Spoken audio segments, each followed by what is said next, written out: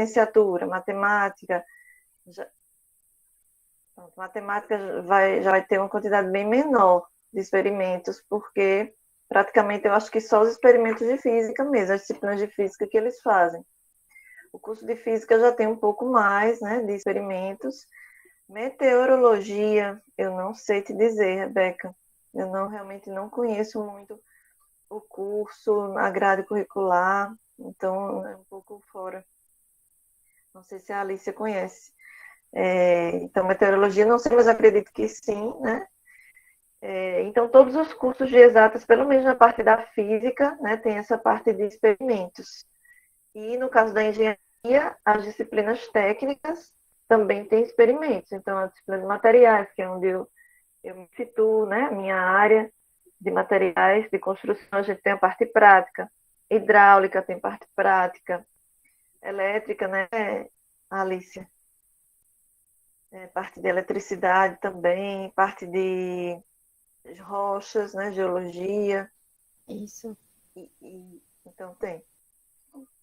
Aí depende do curso, então não dá para generalizar, né, nas exatas. Se você muda para a engenharia química, por exemplo, aí tem muito laboratório de química. Engenharia ambiental tem os outros laboratórios também, engenharia de petróleo tem os outros laboratórios também, então depende do curso. Mas curso de engenharia, no geral, tem bastante prática. Ok? Então, gente, hoje nós vamos estudar termologia, como a Alicia já falou, né, vocês estão vendo aí também. Essa palavra termo, lembra o que para vocês? Termômetro. Termômetro, ótimo, Rebeca. O que mais? Calor, temperatura, perfeito, certo? Então é sobre essas coisas que nós vamos falar, né? Sobre temperatura, sobre calor e sobre os efeitos disso nos meios, nos corpos físicos, certo? Eu já ia dizer nos materiais, viu, Alicia? O costume, mas não deixa de ser, né? Nos materiais. Então, vamos estudar os efeitos do calor sobre os sólidos, sobre os corpos de um modo geral, certo? Fluidos também, né? Então, é bem relacionado a isso, tá bom? Então, trazendo aí esse conceito mais certinho, seria o estudo dos fenômenos térmicos relacionados ao calor e seus efeitos, o que a gente já estava falando, tá bom? Pode passar aí, Alice. Bom, então a gente vai ter alguns conceitos, né? Inicialmente a gente vai trazer alguns termos aqui para vocês familiarizarem. Então, primeiro que seria energia térmica, é a soma das energias cinéticas decorrentes da agitação das partículas que constituem a matéria. Eita, que tanta coisa, né? Vamos desmembrar aí, vamos desvendar o significado disso. Quando a gente fala energia cinética, a gente está falando de quê? Cinética está relacionado com o quê? Movimento. Movimento, Rebeca. Ótimo. Então, a energia cinética, né, é a energia devido ao movimento. Esse movimento, pelo que está escrito aí, é decorrente da agitação das partículas que constituem a matéria. Então, qualquer matéria, qualquer corpo, ele tem uma série de partículas, que se a gente for olhar para a parte microscópica, ele tem moléculas e átomos, certo? Então, tem até aqui alguma relação com a química, inclusive uma questão que a gente vai fazer vai trazer justamente essa ideia da agitação das partículas. Então, quando as partículas elas são agitadas, né, quando elas estão se movimentando, elas se agitam, se movimentam, e isso pode ser ocasionado pelo calor. Então, quando aquecidas, elas se agitam e aí se movimentam. Então, surge um movimento, surge uma energia cinética, tá bom? Então, o material, quando ele é aquecido, ele responde com a agitação das suas partículas internas. Pode passar, Alice. Bom, e aí a temperatura vai ser essa energia média, né? Energia térmica média das partículas. Ou seja, vai medir o grau de agitação das partículas. Então, quanto maior a temperatura, significa que as partículas de um corpo, de uma matéria, estão se agitando mais. Quanto menor a temperatura, elas estão se agitando menos, elas estão se movimentando menos, certo?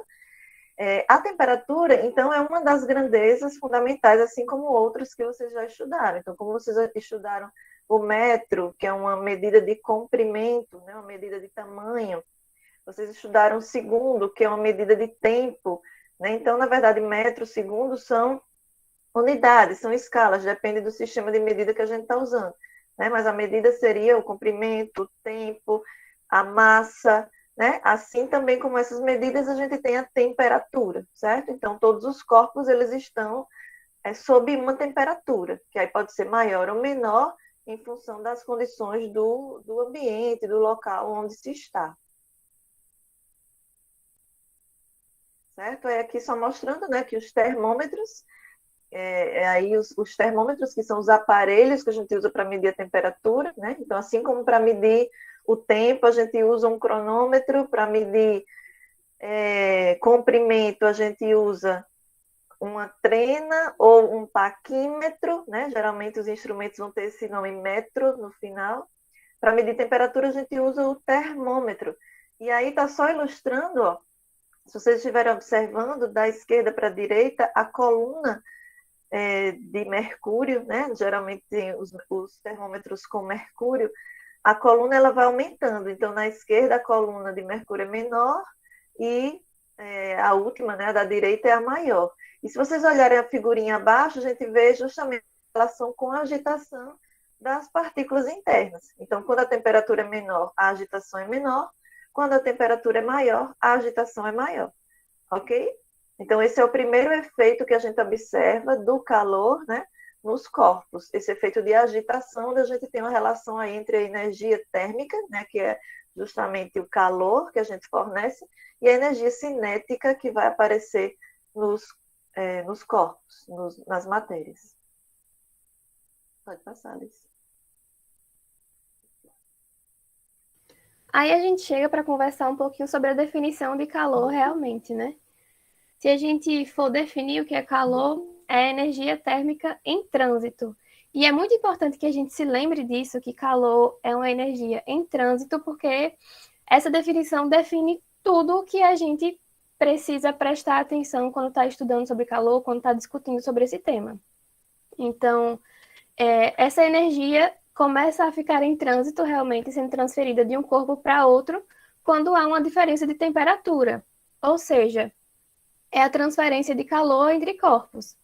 E aí, quando existe a diferença de calor entre dois corpos, esses corpos estão perto um do outro, vai ter a troca, né? Quando tem a diferença de temperatura entre dois corpos e eles se juntam, vai ter a troca de calor. E aí, vai ter a troca de calor até que exista um equilíbrio térmico. Deixa eu ver aqui o chat. Exatamente o que a Rebeca falou. O frio não existe quando a gente está tratando sobre termologia, nessas questões, né? Então, o que a gente vai utilizar como referência é essa transferência de energia. E aí... Quando a gente está com frio, né? Com essa sensação de frio, a gente quer encostar numa coisinha quente para se aquecer, né? Pode ser em alguém ou num cobertor. Então, é essa transferência que vai acontecer. Isso. E aí a gente tem uma ilustraçãozinha, né? Uma pessoa aí que está andando e aí fala, hoje está muito calor. Quero saber a opinião de vocês, pelo ponto de vista da física. É correto dizer isso?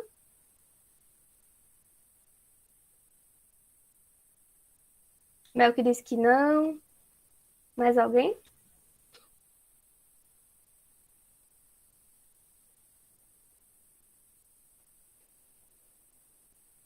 Vi aí que a Rebeca respondeu que sim, algumas pessoas disseram que não. E aí, é muito hábito da gente, no nosso dia a dia, utilizar a palavra calor para dizer que está quente. A gente usa, muitas vezes, o calor como o oposto de frio. Só que o oposto de frio é quente. Então, no nosso dia a dia, a gente acaba cometendo um erro, assim, se a gente for comparar com a física, né? De que quando a gente está falando de calor, a gente está falando sobre uma energia em trânsito.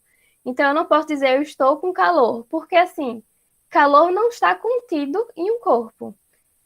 A gente só pelo ponto de vista da física, a gente só utiliza para denominar realmente essa transferência de energia de um corpo que está mais quente para o outro que está mais frio. A Ana Clara perguntou se no caso vai ter calor com um valor diferente. No caso, a gente não vai ter calor com valores diferentes, porque calor é só o processo da passagem de energia de um corpo para outro. Então, quando a gente fala sobre calor, a gente pensa sobre energia em trânsito. O que vai ter diferente é a medida da temperatura, porque lembra lá que a gente vai medir qual é o grau de agitação das partículas, e se a gente está com um corpo que está mais quente, ele está com a temperatura maior. Se a gente está com um corpo mais frio, ele está com a temperatura menor. E aí, quando a gente tem isso, a gente realmente tem esse processo de troca, como o Alexander falou, e nesse processo de troca, a gente tem a troca de calor.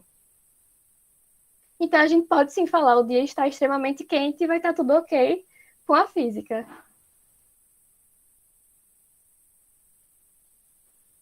Tipo, o corpo A está quente por causa do sol e o corpo B está com calor porque está se movimentando. Então, quando a gente está se movimentando, a gente está debaixo do sol e tal, não sei o quê. Isso vai fazer com que a nossa temperatura corporal aumente. Isso não quer dizer que a gente está com calor. Então, a gente tem que ter cuidado com esses termos, porque o que é importante a gente entender é exatamente isso, de que calor não está contido em lugar nenhum, quando a gente está conversando sobre esse processo de troca. O que a gente vai ter, assim, uma característica inerente, digamos assim, é que todo corpo tem uma temperatura. E essa pode ser alta ou baixa. E aí, a partir disso que a gente entende se o corpo está quente, se está frio, se em uma determinada situação vai ter a troca de calor. E aí, então, a gente vai falar sobre a parte de equilíbrio térmico, né? Equilíbrio térmico é o estado em que a temperatura compartilhada pelos corpos, após cessar a transferência de calor entre eles, se iguala. E aí eu vou responder já a pergunta da Rebeca com essa imagem aqui, de que a gente tem dois corpos, um corpo vermelho e um corpo azul. E aí a gente tem aqui, né, a setinha indicando que o corpo vermelho está numa temperatura muito alta e o corpo azul está numa temperatura muito baixa. Se a gente junta os dois corpos, a gente vai fazer com que haja a troca de calor, justamente porque há uma diferença de temperatura entre os dois. E aí, a gente vai ter a transferência de energia. Percebam que essa setinha aqui está indo do corpo que estava vermelho para o corpo que estava azul. Então, a gente vai ter, assim, esse processo de que os corpos vão se juntar, vão estar juntos, e vai haver uma transferência de calor. E é muito importante que a gente se lembre de que a transferência vai acontecer sempre do mais quente para o mais frio. Porque o que é que isso quer dizer? Lembra que quando a gente está falando que uma coisa está quente, é porque a temperatura está alta? Se a temperatura está alta, é porque esse é um corpo que tem mais energia. Então, a gente tem dois corpos com temperaturas diferentes, a transferência de calor vai acontecer do corpo mais quente para o mais frio. E aí, realmente, os corpos vão se juntar até que exista É tipo uma osmose, sim, eu acho. O raciocínio. Que os corpos vão se juntar até que exista um equilíbrio térmico. Ou seja, se a gente chegou na temperatura X, os dois corpos estão na mesma temperatura, perfeito. Acabou o processo de transferência de calor. E aí, no final, quando a gente olha aqui para essa terceira imagenzinha, a gente vê que os dois corpos estão com a mesma temperatura e eles estão com uma cor diferente. Então, um pouquinho mais arroxeado. Então, os dois corpos estão com temperaturas diferentes do que eles começaram lá no começo, mas agora os dois estão com a mesma temperatura.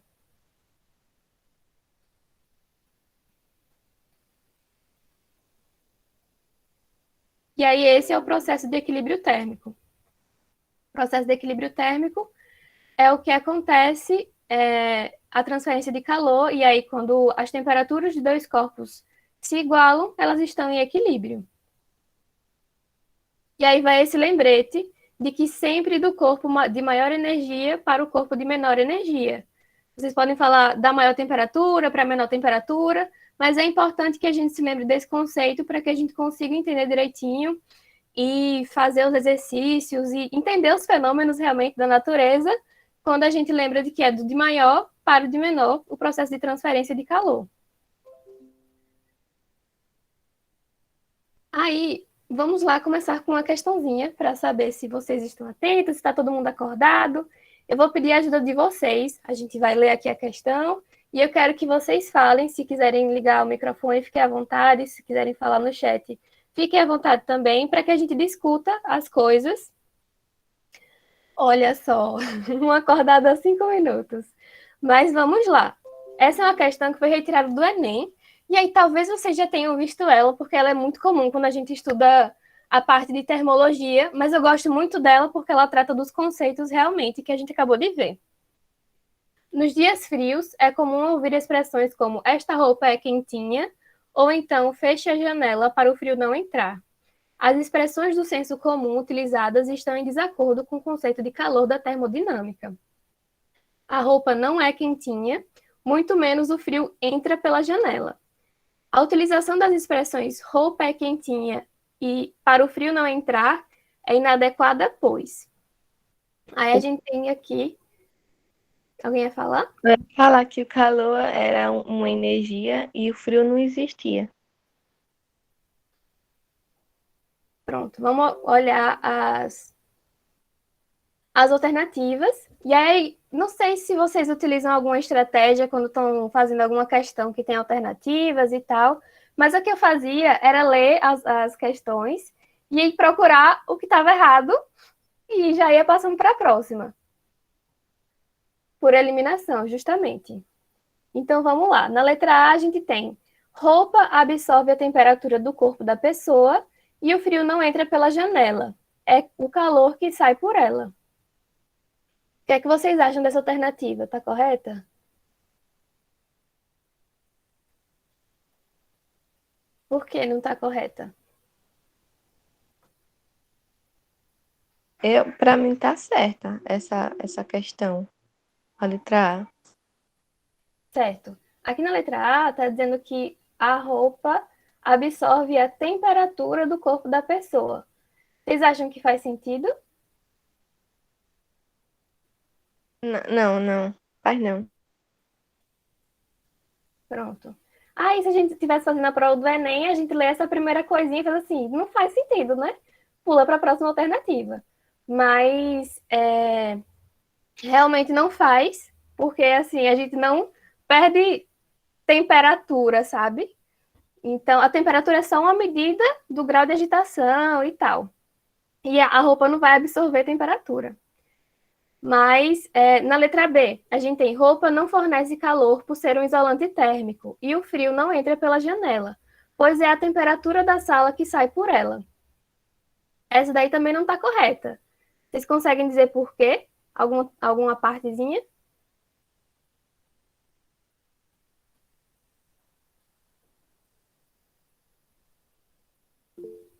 É isolante térmico, né? Tem essa. E tem mais coisa também. A Alexandra está com a mão levantada. Olha, esse isolante térmico aí, se eu bem me lembro, é uma coisa que ele literalmente isola aquela coisa dentro, né, no caso.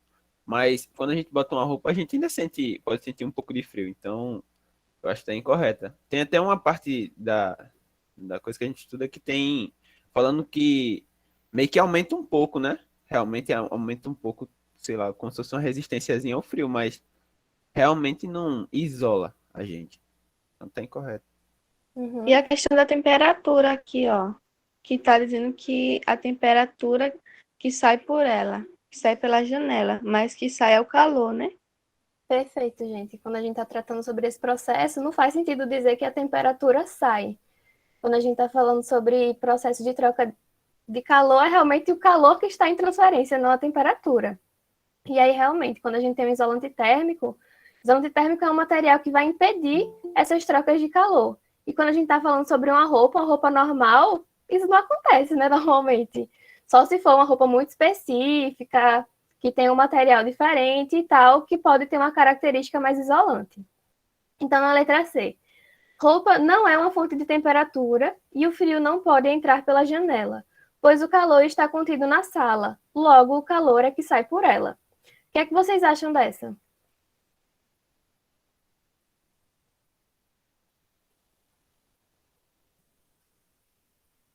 Ana Clara disse que acha que é essa. Eu Me também acho que incomoda um essa daí pouco. tá Eu acho certa. que tá certa.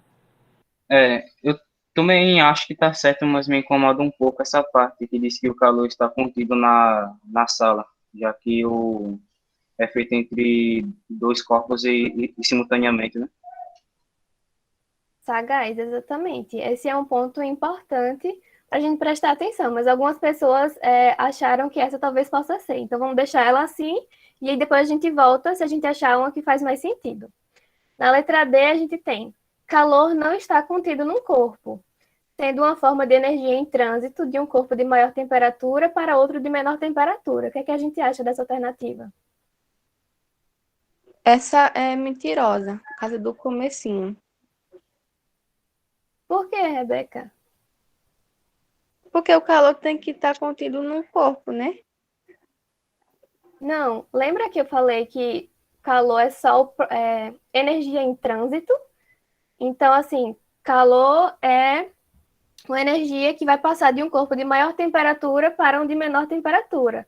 A gente não consegue dizer que o calor está contido num corpo. Ninguém tem calor, nenhum corpo está com calor, sabe? Mas nos objetos. Então, o que tem no objeto é uma temperatura maior ou menor. E aí, se a gente tem uma diferença de temperatura, a gente vai ter uma troca de energia. Vai ser a troca de calor, que é a energia em trânsito do de maior temperatura para o de menor. Faz sentido para você? Mais ou menos, eu ainda não entendi não esse conceito de calor. Certo. No Deixa... corpo você tem a energia, Rebeca, mas o calor seria esse transporte. Então é porque a gente no cotidiano acaba usando calor como se fosse a energia, né? Mas pense assim, que quando a energia passa de um corpo para outro, devido à diferença de temperatura, esse processo é o calor. Então, o calor é um processo, é um movimento, não é algo que está parado em um corpo ou em outro. Então, a confusão é por causa da forma como a gente usa os termos, né? Não sei se ficou melhor. Ah, entendi agora. Pronto, é isso. E essa questão é muito chave para que a gente conseguisse responder essa questão aí. Essa parte da gente entender que o calor não está contido numa pessoa, num ambiente, porque a gente tinha a letra C que dizia o calor está contido na sala. E aí, se a gente sabe que o calor não está contido em lugar nenhum, a gente já sabe que a C está errada.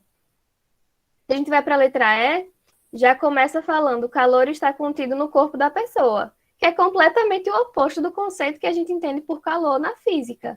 Então, a letra E também está errada e a correta realmente é a letra D. Vocês têm alguma dúvida? Por que não é a letra C?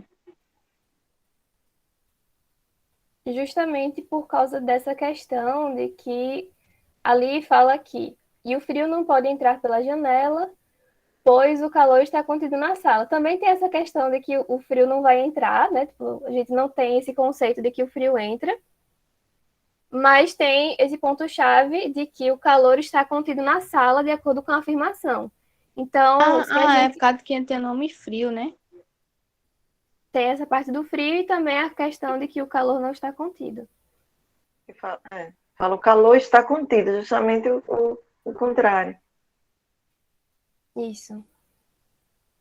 O Alexander está Essa aqui eu falando. erraria, viu? Oi? Fácil, fácil. Essa eu errava, fácil, fácil.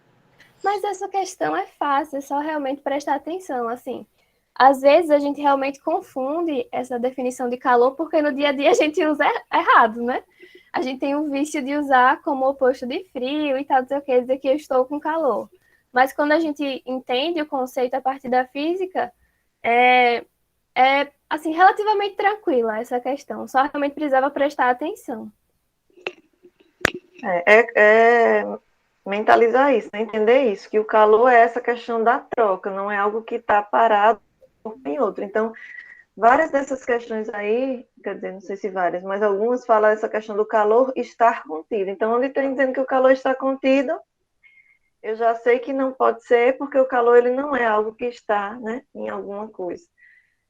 Então, o calor é esse processo de troca, certo? Então, é isso que o Vitor está dizendo, esquecer os conceitos do cotidiano, entender o conceito físico, né, da coisa, e aí colocar esse conceito como premissa, assim, eu sei que é isso, né? Eu sei que o calor não é algo que está em algum corpo, pronto, isso aí já elimina algumas questões, né? E aí depois entender que o calor é esse trânsito, né? Que o que um corpo tem é uma energia que se manifesta por uma temperatura, então é muito da gente entender o fenômeno mesmo, né? E a física, ela vem nessa pegada aí, né? De nos explicar o que acontece com a gente no dia a dia, né? Os fenômenos do cotidiano mesmo. O calor é a troca, Rebeca. O que você está chamando de calor, né? Acho que você poderia chamar de energia. O que a gente normalmente chama de calor seria a energia, e o calor é essa troca. Entendeu? Isso. O calor é quando existe o trânsito da energia, sabe? Quando sai de um corpo para outro. Aí a gente tem o calor.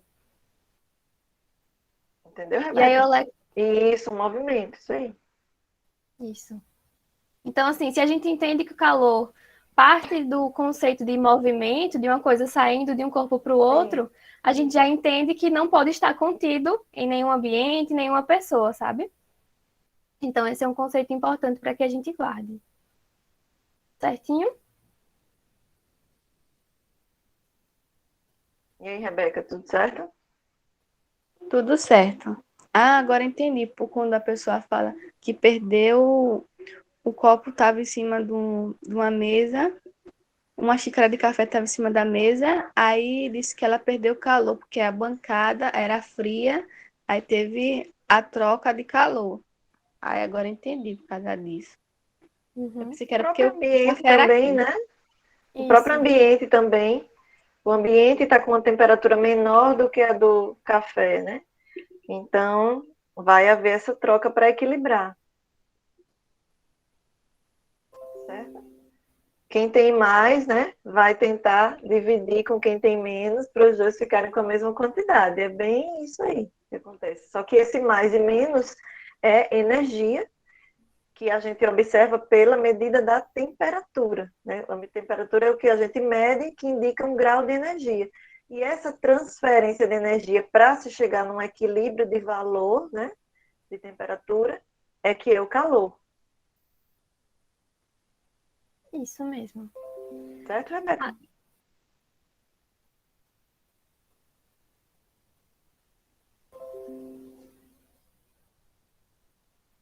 Aqui a gente tem mostrando, né, que realmente a resposta era a letra D. E aí a gente passa para o nosso próximo tópico de assunto, que são as escalas termométricas ou termometria, que é muito importante para que a gente entenda essa parte de medição de temperatura. As escalas termométricas são usadas para indicar a temperatura, ou seja, a energia cinética associada à movimentação das moléculas. Como referência, elas utilizam os pontos de fusão e ebulição. E aí, é interessante que a gente perceba que sempre que a gente está tratando sobre uma grandeza, a gente precisa ter um sistema de referência para que a gente consiga medi-la. E aí, quando a gente vai olhar para a história, para o mundo inteiro, a gente tem escalas diferentes de medidas de temperatura. Isso acontece. Aqui no Brasil a gente usa uma, nos Estados Unidos utiliza outra, e em outras partes do mundo também. Só que é importante que para que essas escalas termométricas façam sentido, se utilize de algumas referências. E aí, nesse caso, a gente sempre utiliza como referência o ponto de fusão, que é quando a água passa do líquido para o gelo, e o ponto de ebulição, que é quando se torna vapor.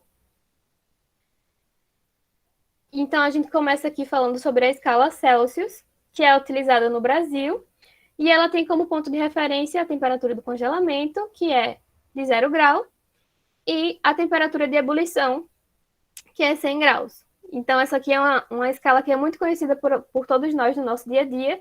Quando a gente vai falar sobre a temperatura, o que é que está acontecendo no nosso dia, a gente sempre vai utilizar graus Celsius.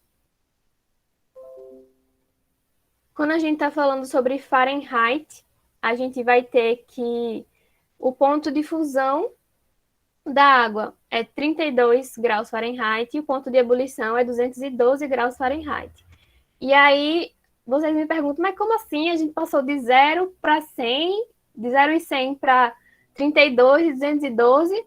É uma questão bem arbitrária. Se você quiser criar a sua escala termométrica, você pode, contanto que ela faça sentido e que você tenha valores de referência para a fusão de água e o ponto de ebulição, porque a gente precisa fazer a conversão entre escalas diferentes. E aí, o Fahrenheit quis criar a escala dele e aí utilizou esses valores. Ele pegou como referência uma mistura de gelo e cloreto, e aí colocou o 0 Fahrenheit e a temperatura do corpo humano como 100 graus Fahrenheit.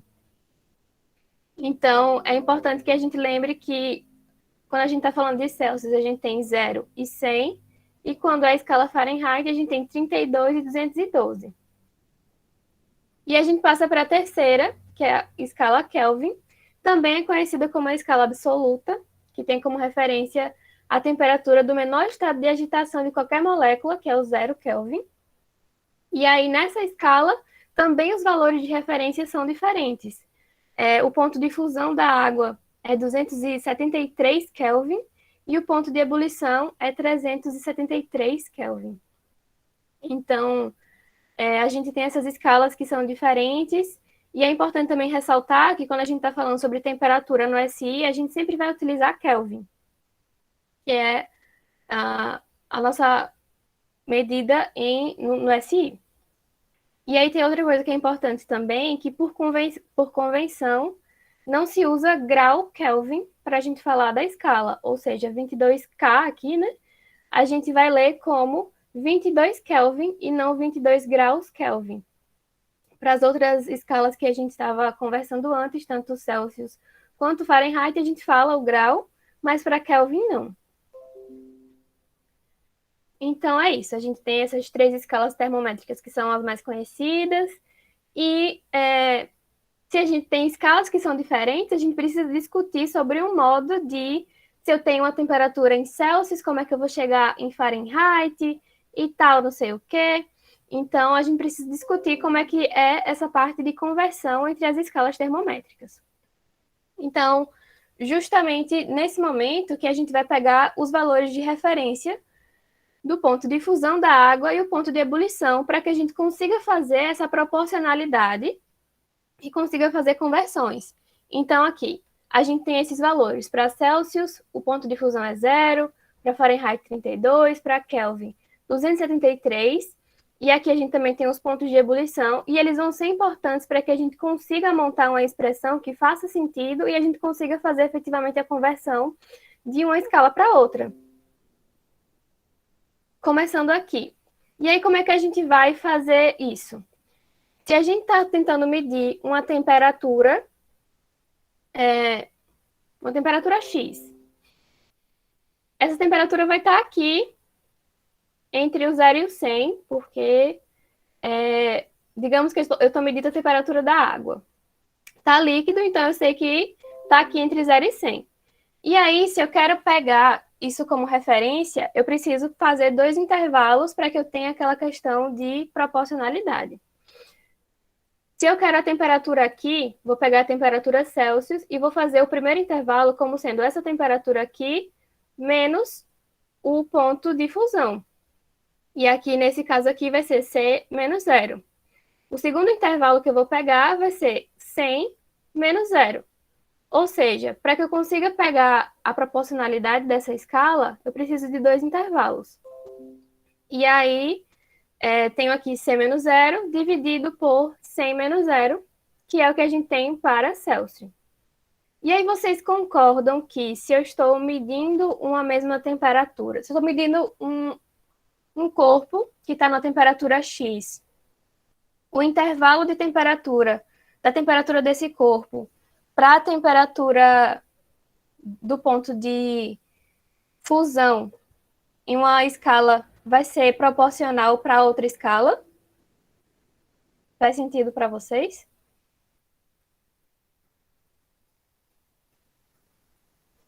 Pronto.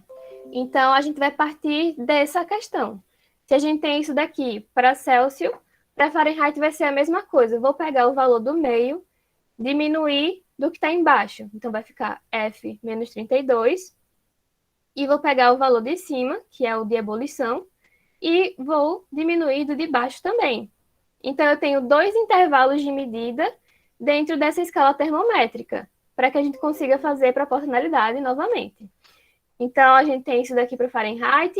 E aí, se eu sei que é proporcional, então eu posso igualar essas duas coisas. E também vai fazer, a gente vai fazer a mesma coisa para quando a gente está tratando de Kelvin. Vai fazer temperatura em Kelvin menos o ponto de fusão, que é 273, dividido por 373 menos o ponto de fusão. E aí, a gente vai ter essa relação aqui, que a gente pode ajustar. Aqui vai ficar só 100, e aqui vai ficar 180, e aqui 100 também. Se a gente simplifica, corta os zeros aqui do denominador e divide por 2, a gente vai ter uma expressão menorzinha, que vai ser essa daqui. C sobre 5 igual a F menos 32 dividido por 9 igual a K menos 273 sobre 5. E aí esse C, F e K, entendo como sendo a temperatura na escala que a gente está pegando. Ou seja, o C é a temperatura em Celsius, o F é a temperatura em Fahrenheit e o K é a temperatura em Kelvin. Então, essa relação aqui é importante para que a gente consiga fazer conversões entre as escalas termométricas. E aí, nesse caso, a gente vai trabalhar essas relações 2 a 2, né? A gente não vai trabalhar as 3 de uma vez. Quando a gente for fazer a conversão, a gente trabalha, por exemplo, com Celsius para Fahrenheit. Então, se a gente quiser utilizar uma conversão entre Celsius e Fahrenheit, a gente vai utilizar isso daqui, essa expressãozinha aqui. Já se for Fahrenheit e Kelvin, a gente vai utilizar essa daqui. E se for Kelvin e Celsius, a gente vai utilizar essa daqui, que no final vai ficar essa daqui, que é bem simplesinha. Então, é isso. Vocês entenderam? Essa parte de conversão, como a gente monta as expressões. A gente pega os pontos de referência de fusão e ebulição. E aí vai montando, porque a gente sabe que é proporcional. Pronto. Vamos passar para uma questão, e aí a gente vai discutindo. E vamos lá. Questão 2, né? Uma panela com água é aquecida de 25 graus Celsius para 80 graus Celsius. A variação de temperatura sofrida pela panela com água nas escalas Kelvin e Fahrenheit foi de... O que a gente tem aí nessa questão? A gente tem 2 valores em graus Celsius e a gente quer descobrir a variação de temperatura tanto na escala Kelvin quanto na escala Fahrenheit. Se a gente for querer saber qual é a variação de temperatura em Celsius, como é que a gente faria?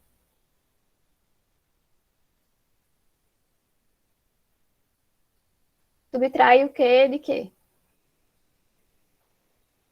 Subtrairia o do Kelvin? Não, a gente está tratando com os Celsius. dos valores que a gente tem aqui no enunciado.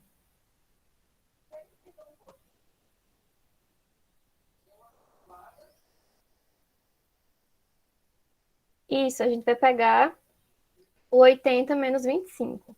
Quando a gente está tratando sobre variação, a gente vai pegar o valor final e subtrair do valor inicial.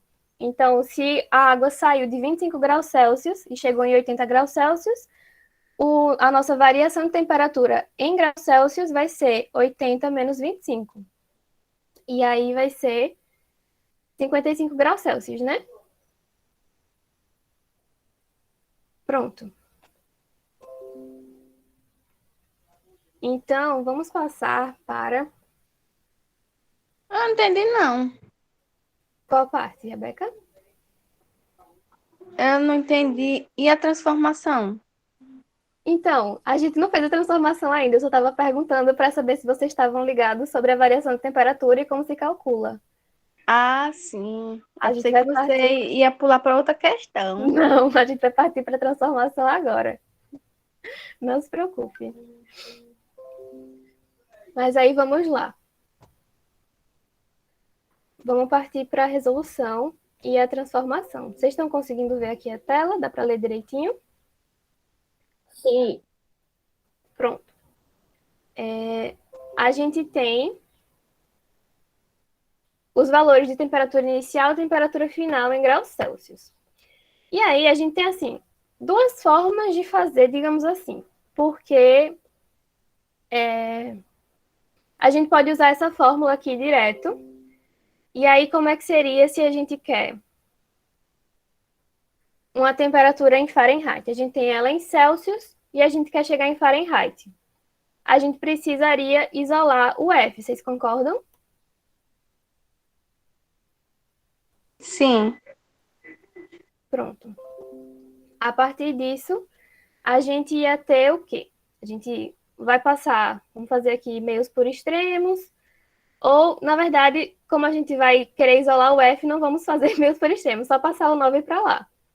Então, a gente faria o C multiplicado por... O 9 vai multiplicando. Opa. E aqui o 5 continua dividindo. Não é isso? E do outro lado da igualdade, a gente vai ter F menos 32. Mas, de qualquer forma, não seria meio pelos extremos? Menos. É porque, tipo, a gente só passou o 9 para um lado, sabe? Meus por extremos completos seria a gente passar o 5 para o outro lado também. Mas, de qualquer forma, a gente só está manipulando a equação.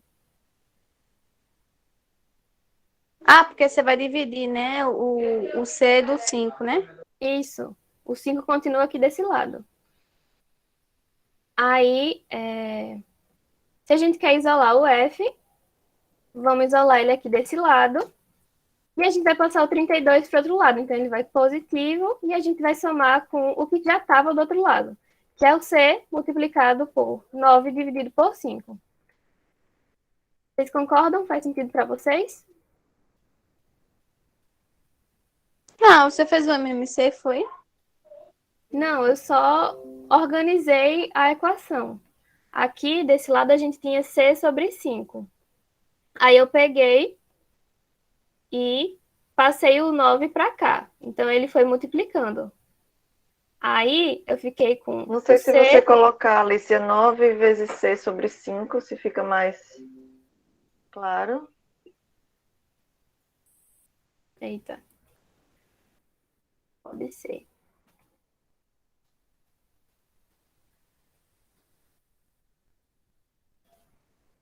Porque ela pegou o 9, levou para lá, aí ele vai multiplicando o C e continua dividindo tudo por 5. Isso.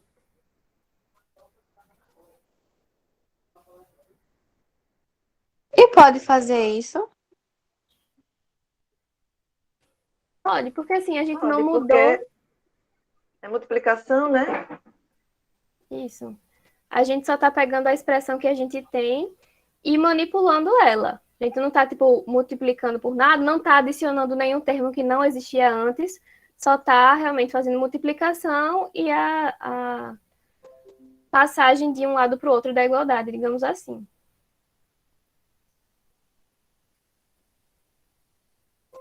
Aí, a gente tem essa equação aqui para calcular um valor de temperatura em Fahrenheit. Então, nesse caso aqui, a gente teria que a temperatura inicial é igual a 32 mais a temperatura inicial em Celsius é 25 multiplicado por 9 dividido por 5.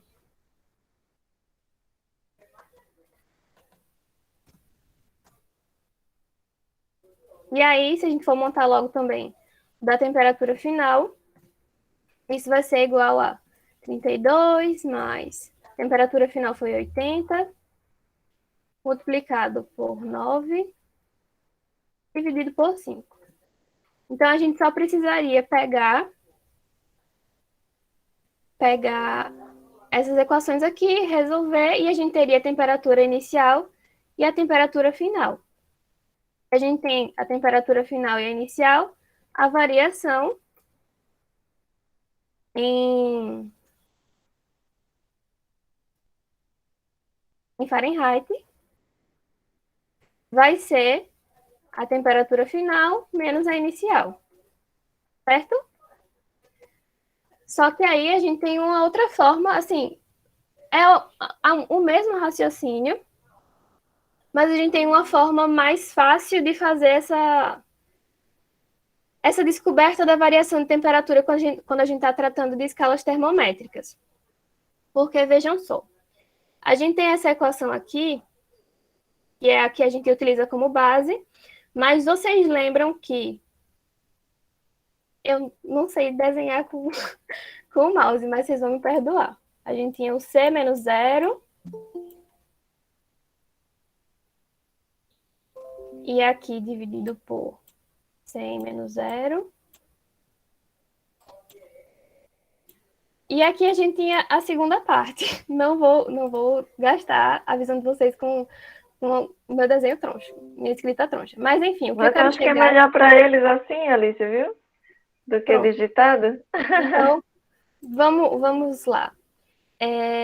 Aqui a gente tem o F menos 32.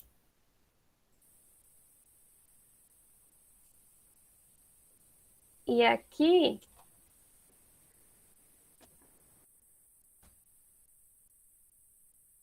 é o 212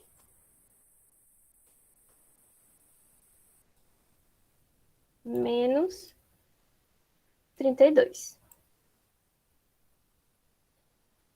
Enfim, essa é a equação inicial que a gente tinha. Aí, o ponto que eu quero chegar é que, se a gente parar para prestar atenção, esse daqui já é um valor de variação de temperatura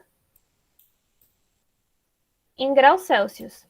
Vocês concordam que a gente está pegando um valor que é maior, ou na verdade, um valor final subtraindo do inicial?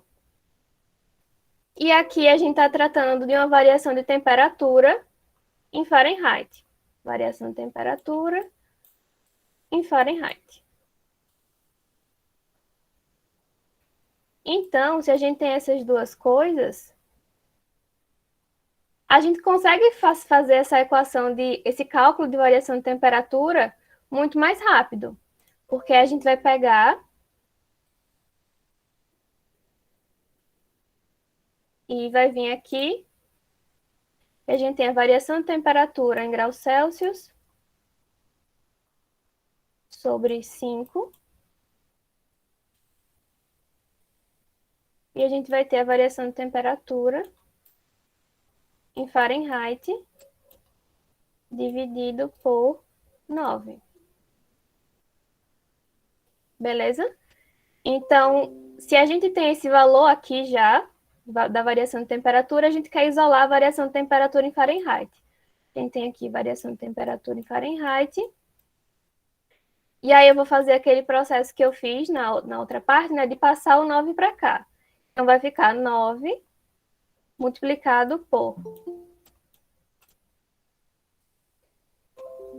a variação de temperatura em graus Celsius dividido por 5. Que nesse Entenderam caso agora? vai... A passagem? Rebeca e mais alguém?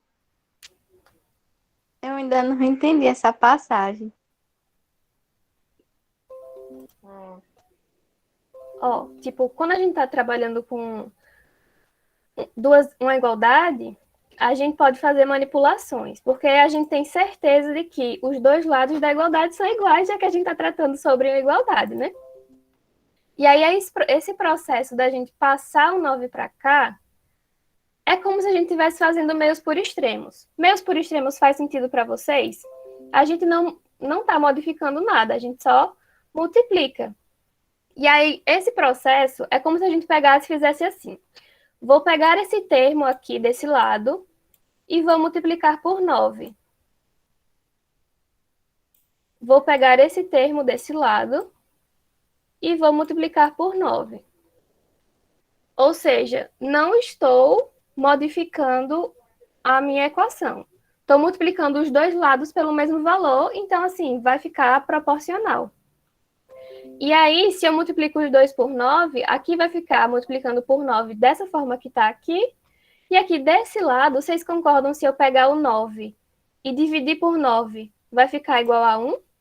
E aqui desse lado da igualdade só vai sobrar a variação de temperatura em Fahrenheit.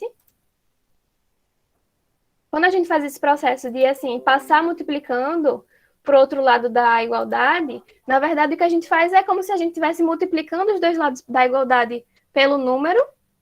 E aí, como um dos lados da igualdade vai ter, nesse caso aí, por exemplo, 9 dividido por 9, desse lado da igualdade vai ficar só o que a gente tinha antes, que é a variação de temperatura em Fahrenheit. Então, essa é a forma, tipo, mais longa, digamos assim, de fazer essa manipulação, mas é de onde vem. E aí a gente fala que passa para o outro lado, mas na verdade é essa o procedimento que a gente está fazendo na realidade, sabe? Aí pronto. Se a gente tem aqui 9 multiplicado pela variação de temperatura em graus Celsius, a gente vai ter 9 multiplicado por 55, que foi o que a gente calculou antes. Lembra no iniciozinho que eu perguntei para vocês qual era a variação de temperatura em Celsius e tal? Então, já era para que a gente entendesse essa parte. E aí a gente vai dividir por 5. E aí é isso. Se a gente pega e tem aqui 55 dividido por 5, a gente vai ter 9 multiplicado por 11, que seria como se eu estivesse simplificando por 5, né? Eu estou, na verdade, simplificando por 5. Aí eu tenho 9 multiplicado por 11, que vai ser igual a 99. 99, a variação de temperatura, então, em Fahrenheit,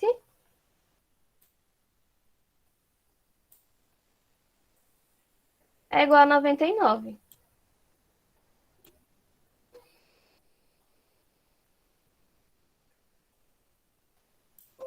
Esse 55 é a variação em graus Celsius. Lembra que a gente tinha 80 menos 25? E aí vai chegar nesse 55. Melk? Professora, tipo, no caso, eu não poderia usar aquela primeira fórmula que a gente está sempre acostumado, né? Tipo, 5 dividido por graus Celsius é igual a TF menos 32 dividido por 9. Essa Tipo, daqui? sim, daria errado. Pode? Não, pode, tipo, é a mesma lógica, sabe? Só que assim, se a gente pega e utiliza essa fórmula aqui, quando a gente vai simplificar, chega nessa daqui. E a gente vai ter que fazer duas operações, sabe? Para calcular a temperatura inicial, para calcular a temperatura final, e depois subtrair para achar a variação. Então, é esse processo que eu estou falando. No caso, como eu tenho uma variação de temperatura de 55 graus, eu não poderia usar essa primeira fórmula, então.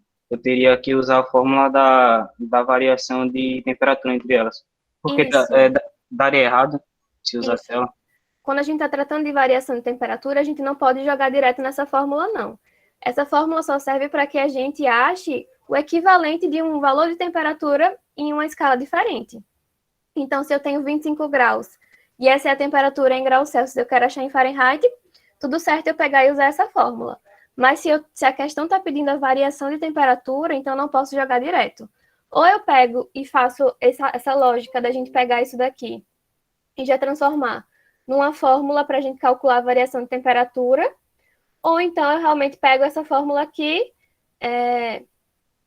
e calculo tanto a temperatura inicial quanto a final para depois calcular a variação, certo? Eu entendi a lógica, mas me buga um pouco, porque na minha cabeça, tipo, independente se for uma variação, 55 graus Celsius sempre vai ser 55 Então, graus Celsius. tem uma questão, deixa eu voltar aqui para essa guia. Quando a gente está tratando de graus Celsius, a variação que a gente tem do ponto de fusão para o de ebulição são 100 medidazinhas.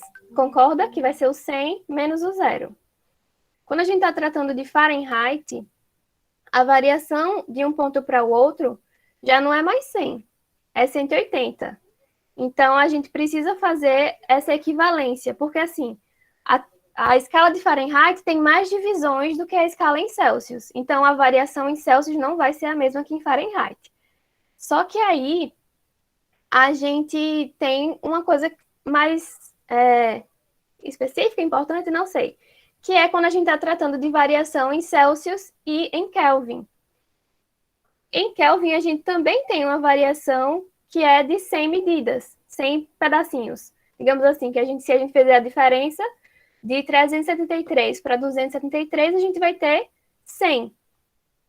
Então, um macete, digamos assim, quando a gente está tratando de variação, a variação é a mesma quando a gente está falando de Celsius e Kelvin. Mas em Fahrenheit, a variação vai ser diferente, porque a divisão da escala é diferente em relação às outras duas. Faz sentido para vocês?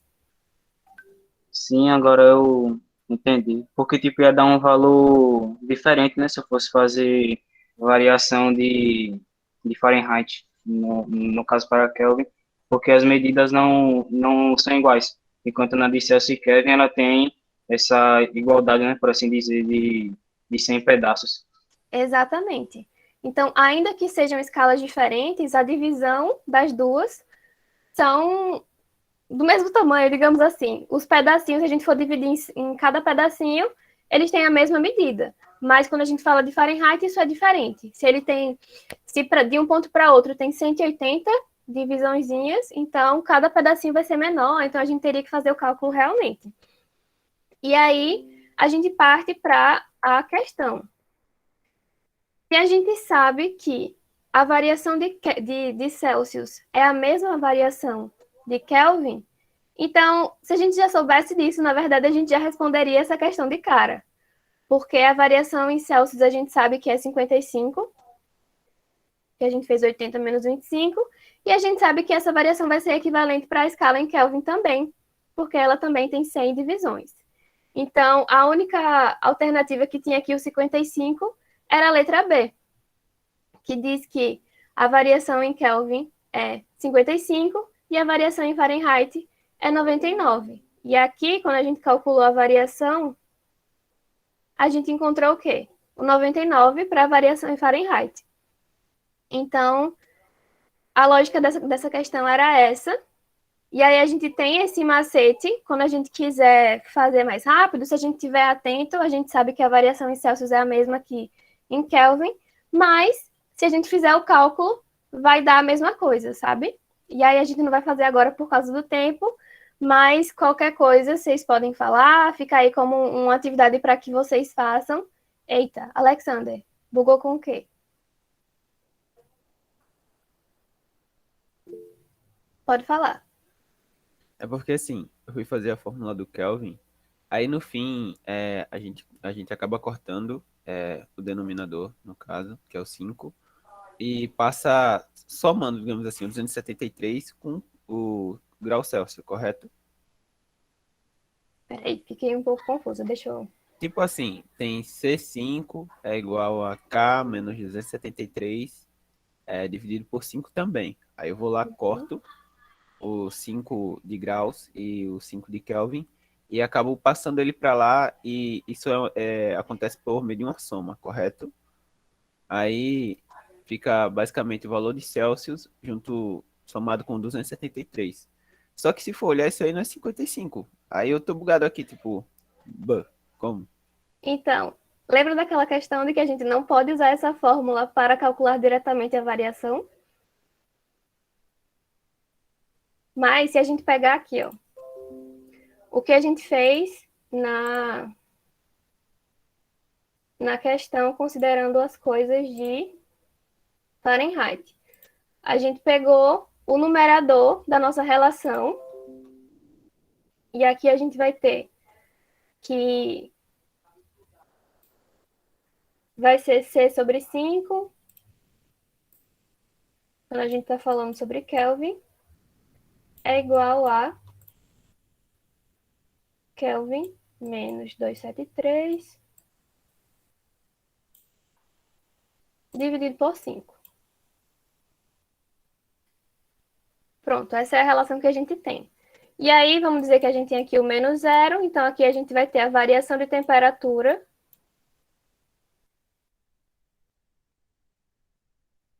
em graus Celsius, aqui a gente vai ter a variação de temperatura em Kelvin. Variação de temperatura em Kelvin vai ser isso tudo aqui. Então, o que é que a gente vai ter nessa equação? Vai ter a variação de temperatura em Kelvin, ou em graus Celsius, é igual a variação de temperatura. Meu Deus, eu coloquei um F aqui, é um K. Em Kelvin, dividido por 5, que a gente simplifica, e a gente vai ter que a variação de temperatura em graus Celsius é igual à variação de temperatura em Kelvin. Mas se a gente pegasse e viesse para a nossa equação que a gente tinha de que Kelvin é igual a Celsius mais 273, a gente não pode calcular a variação de temperatura a partir disso. Se a gente for usar essa equação, vai ter que calcular a temperatura inicial, temperatura final e subtrair uma da outra. Por isso que dá diferente se a gente usar ela direto. Fez sentido, Alexander?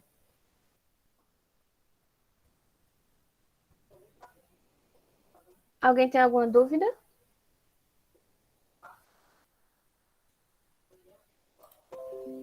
Eu. Pode falar. Então, a dúvida aí nessa parte.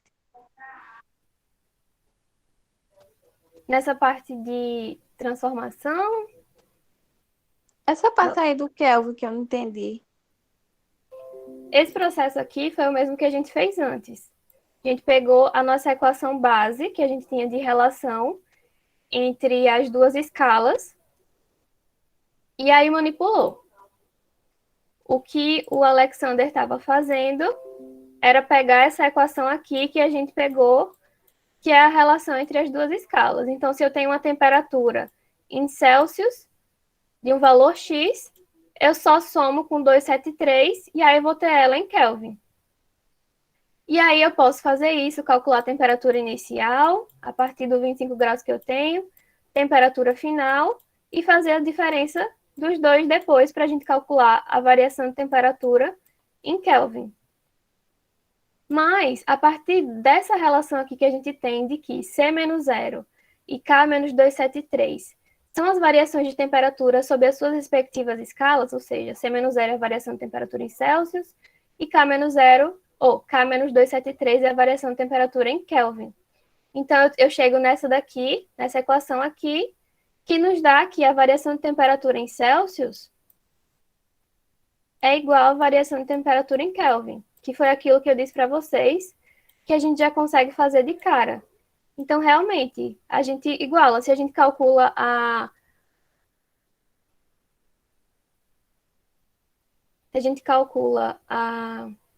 variação em Celsius, a gente também tem a variação de temperatura em Kelvin, certo? E sim, eu posso pegar o 273 e passar para o outro lado para poder calcular uma temperatura em Celsius, não variação. Certo?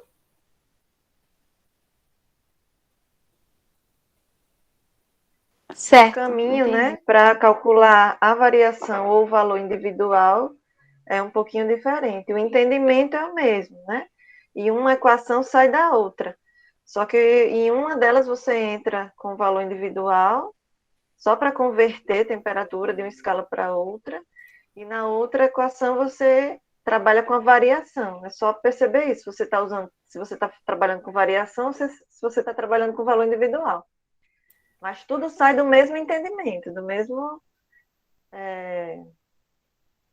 conceito, né? Inicial. Exato.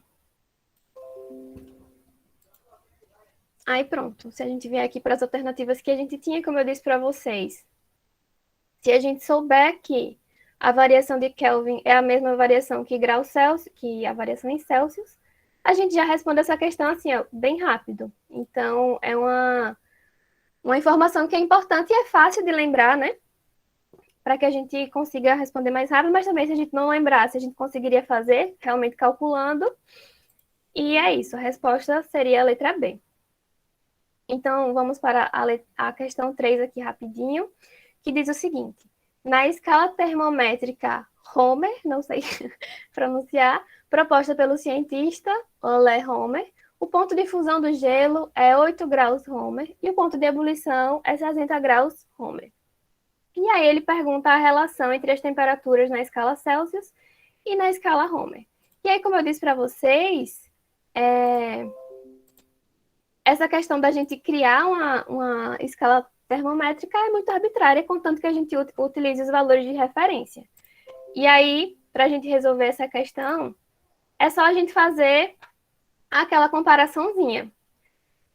Vamos pegar aqui a escala Celsius, e aí eu sei que aqui a gente tem 0 grau, e aqui a gente tem 100 graus. E aí eu vou comparar com a escala Homer. Aqui o ponto de fusão é 8. Vou colocar aqui o C e aqui o R. Aqui é 8 e aqui em cima vai ser 60. Gente, 60.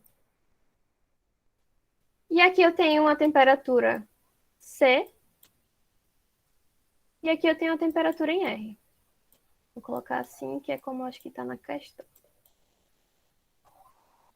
Pronto. Da mesma forma que a gente fez antes, para Kelvin e Fahrenheit, a gente pode fazer agora. Vamos pegar esse intervalo aqui, que vai ser temperatura em Celsius menos 0, e vamos dividir por 100 menos 0.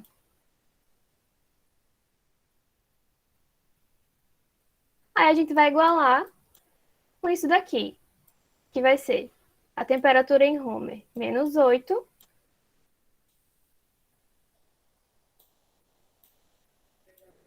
dividido por 60 menos 8.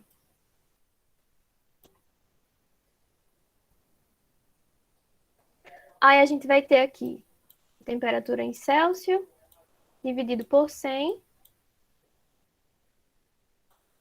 igual a temperatura em Homer, dividido por 52. Fez sentido para vocês? Essa parte? Falta o numerador ali. Então, menos 8, né? Isso.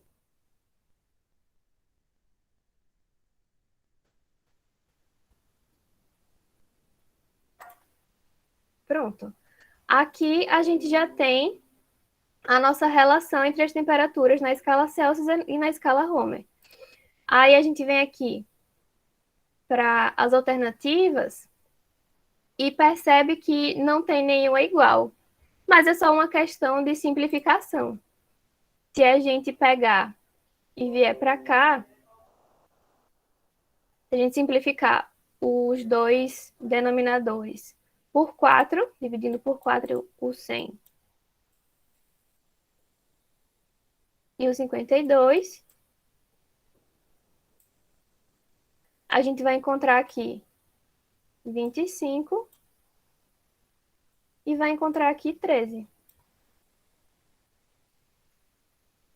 Então, quando a gente vem para as nossas alternativas, a gente vai ter aqui que a resposta é a letra A, que é justamente o que a gente encontrou. Temperatura em Celsius sobre 25 é igual a temperatura em Homer menos 8 dividido por 13. E aí?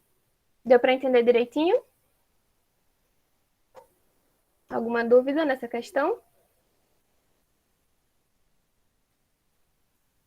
Pode acontecer de, em alguma questão, eles realmente pedirem a relação entre as temperaturas, mas não tem problema nenhum. O Enem pode criar uma escala completamente louca e tal, para que vocês façam na prova, mas o importante é lembrar que a gente vai pegar como referência o ponto de fusão e ebulição e vai montar a relação de proporcionalidade e fazer a relação entre as duas escalas.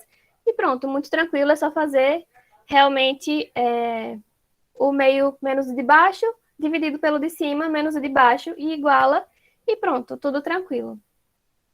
Belezinha? Então é isso. Agora vamos para o próximo tópico. Mais ou menos, Rebeca. É. Quer perguntar? Ó, professora, eu entendi não, porque dividiu só o de baixo. Ali. Vai lá, Alice. Foi só uma simplificação, Rebeca. Lembra que quando a gente tem lá a nossa igualdade, a gente pode fazer algumas manipulações? Então, foi como se a gente pegasse e multiplicasse por 4 dos dois lados. Então, a gente simplifica o denominador. Não sei se Carol consegue explicar de uma outra forma, talvez.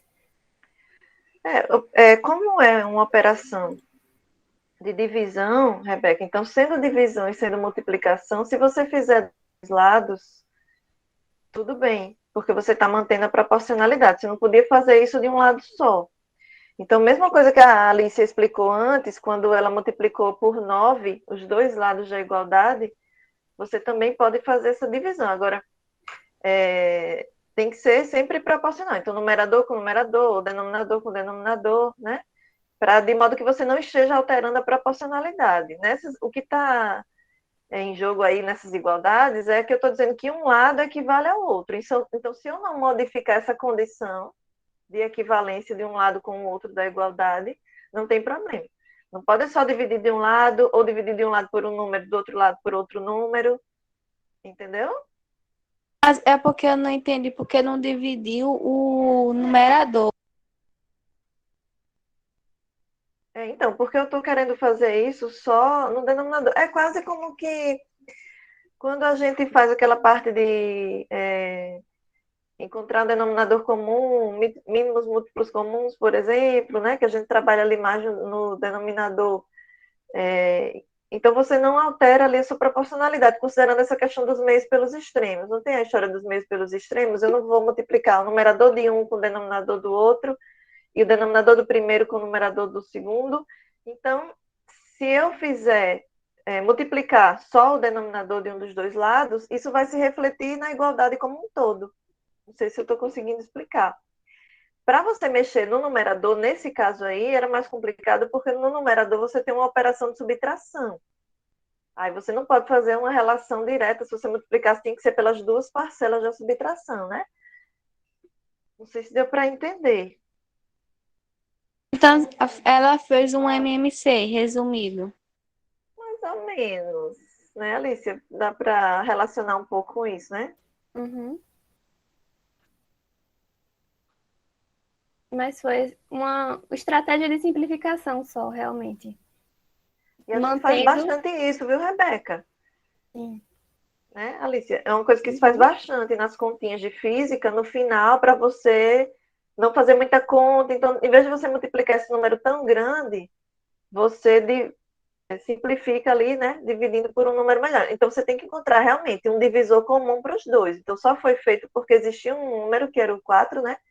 Que era divisor comum, tanto do 100 como do 52. Então, por isso que tem relação com aquela questão dos múltiplos comuns, ou dos divisores comuns também, lá da matemática. certo? Ah, entendi agora. Pronto. Vamos falar, entrar em outro tópico, então, dentro da termologia, né, que é a questão da dilatação térmica. Vamos trabalhar um pouquinho o conceito e depois a gente vai também fazer algumas questões. Então, vejam, quando um corpo ele é aquecido, né, a gente já falou que existe um processo de agitação, né, então, quando eu aqueço, ou seja, quando há uma fonte de calor, surge uma energia térmica, né, no primeiro momento, e ela vai ser refletida na energia cinética ali das partículas, né, das moléculas que vão se agitar, vão se movimentar.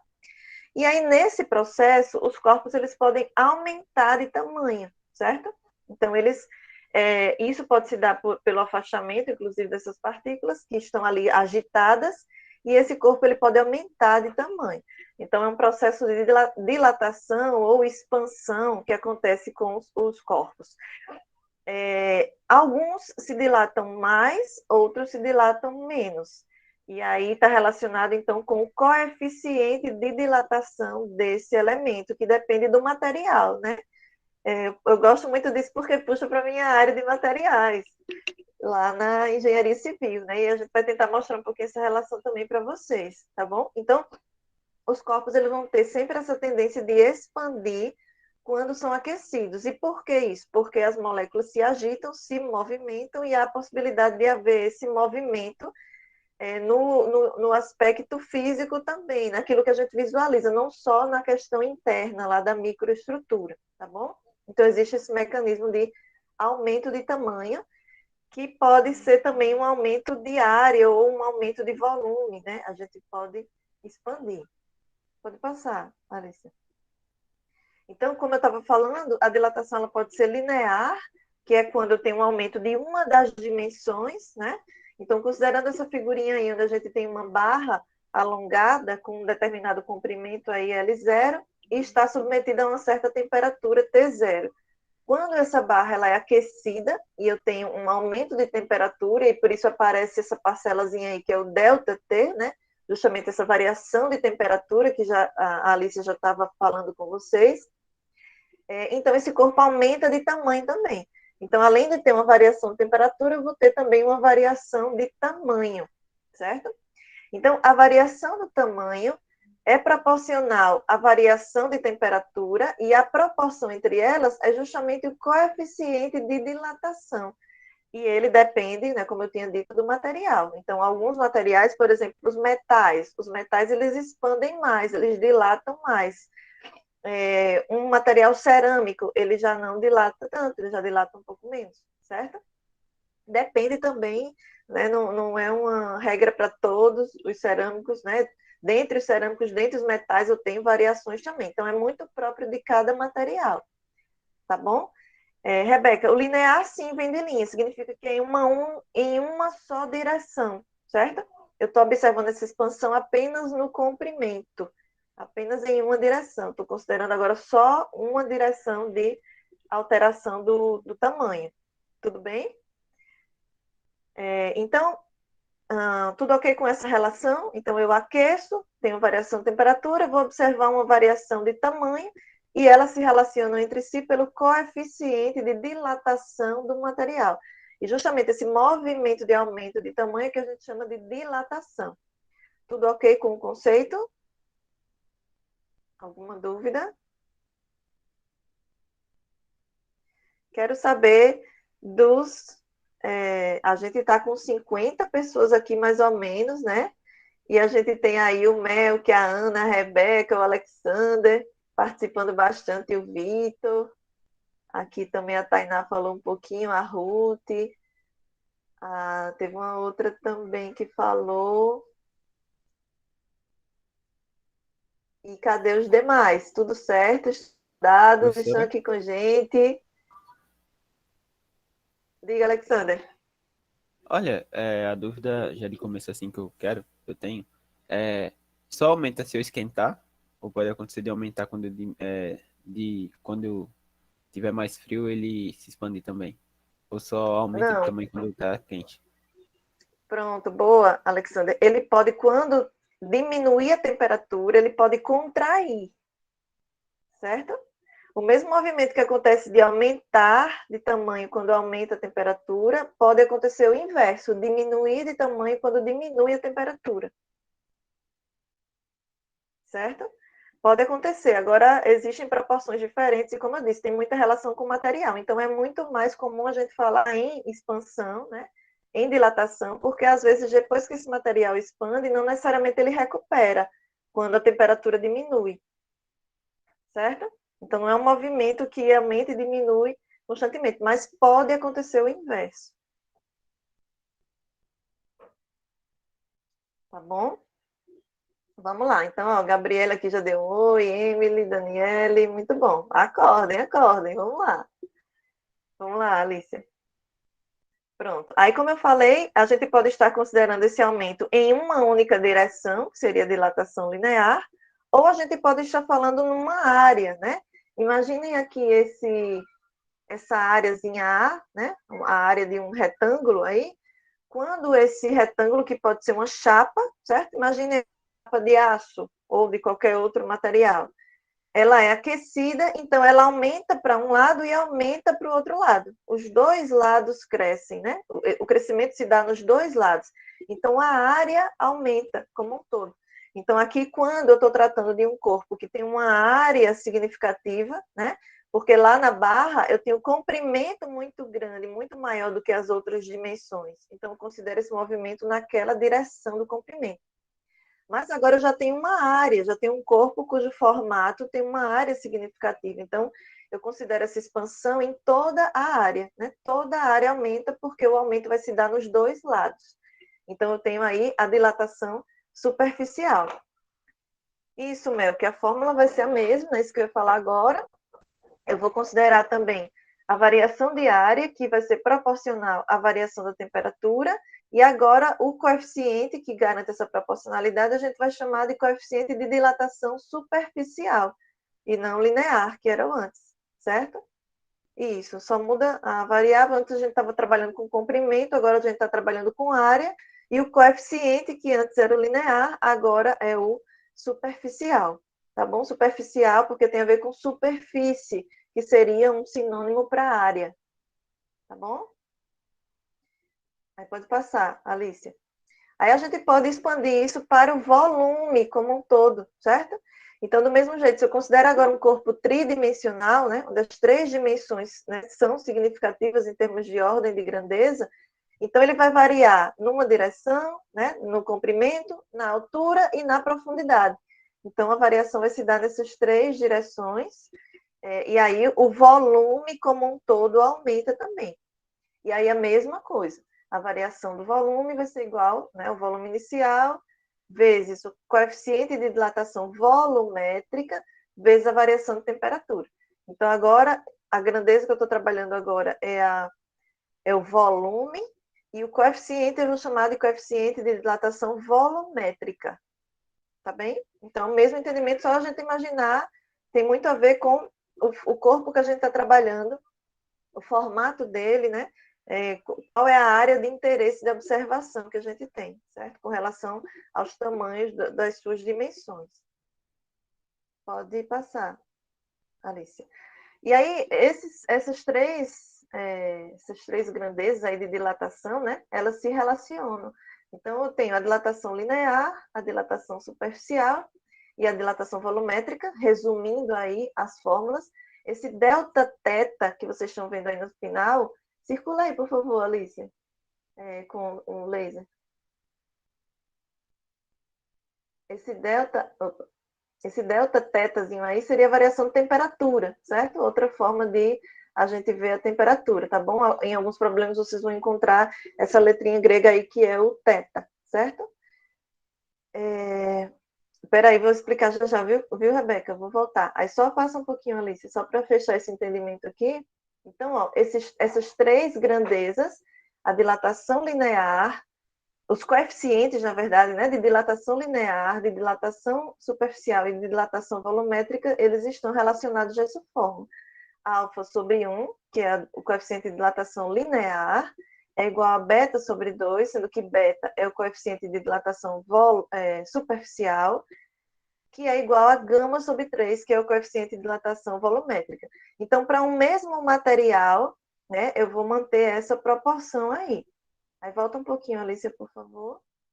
Certo? E aí mostrando as 3 expressões juntas, tá? Onde eu vou variar de uma expressão para outra. Grandeza, comprimento, área e volume. E aí entram os 3 coeficientes diferentes. Linear, superficial e volumétrico. Tá bem? Eu queria só saber se vocês entenderam essa diferença aí das formulações, e aí vou voltar para a pergunta da Rebeca já já. Tudo bem? Mais alguma Ô, dúvida nesse professora, sentido? no Fale, caso Rebeca. aquela relação que teve, é por conta da área que é diferente do, do comprimento, é por quê, no caso? Tem a ver com a intensidade, né? Na linear, assim, é um comportamento ali do material, né? Mas se a gente for tentar extrapolar, relacionar um pouquinho com a forma, na linear acontece numa dimensão só, numa direção só. O coeficiente superficial acontece em 2 direções e o volumétrico em 3 direções. Então, é uma ordem de grandeza que tem uma relação com a ordem de grandeza do próprio corpo que a gente está analisando, do formato dele. Tá bem? Aí deixa eu voltar aqui para a Rebeca. Ó, Rebeca, a dilatação, ela é uma consequência do aquecimento, certo? Houve um aumento de temperatura, então o corpo ele estava aqui sob uma temperatura, então digamos que eu tenho aqui uma barrinha, né? Se fosse uma barra de metal, que a gente ia observar mais, porque outros materiais, quando eles são aquecidos, eles, em vez de haver essa expansão, eles não resistem bem ao calor e eles vão acabar se deteriorando, certo? Então, os materiais que eles, né? Difícil não falar materiais, minha gente, porque está totalmente relacionado, tá?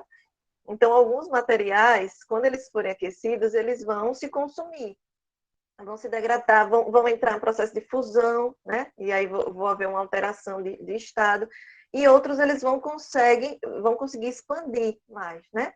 Então, imagine que aqui é uma barra metálica e eu coloco uma chama aqui, certo, Rebeca? Então, eu coloco a fonte de calor, que vai fazer com que esse corpo aumente de temperatura. Então, ele estava numa temperatura e vai ficar numa temperatura, sei lá, 2 vezes maior, ok? Então, em função disso, ele expande. E por que expande? Porque quando eu aqueço, os átomos, né, eles se agitam, as partículas internas se agitam, elas começam a ter facilidade de movimentar. Se o material tiver... as partículas começam a se movimentar. Se o material tiver facilidade de sofrer essa movimentação, aí ele vai dilatar, ele vai expandir, certo? Aí, no caso da pipoca, né, Alexander, não, é diferente, eu imagino, né? Aí a gente já está falando de um componente natural, mas é outro processo. Ele é como se houvesse uma explosão ali, né? Eu não tenho só um aumento do tamanho do milho, no caso, mas ele há um processo de explosão ali, como que ocorre um mecanismo de dentro para fora, né? E aquele produto ali sai. Quando resfriar ele volta ao tamanho normal, é aquilo que estava falando, meu, que alguns corpos vão sofrer isso com mais facilidade, outros menos. Em alguns, depois que ele deformar, ele pode manter isso um pouco, né, ou reduzir menos. Outros corpos, quando eu parar de aplicar a fonte, eles podem reduzir mais. Aí também depende da característica do material. Mas esse movimento de contrair, quando a temperatura diminui, também acontece. Certo? Mas nem todos vão recuperar essa condição. Tudo bem? Rebeca está perguntando se na faculdade se explica de onde vem essas fórmulas. A gente vai explicar,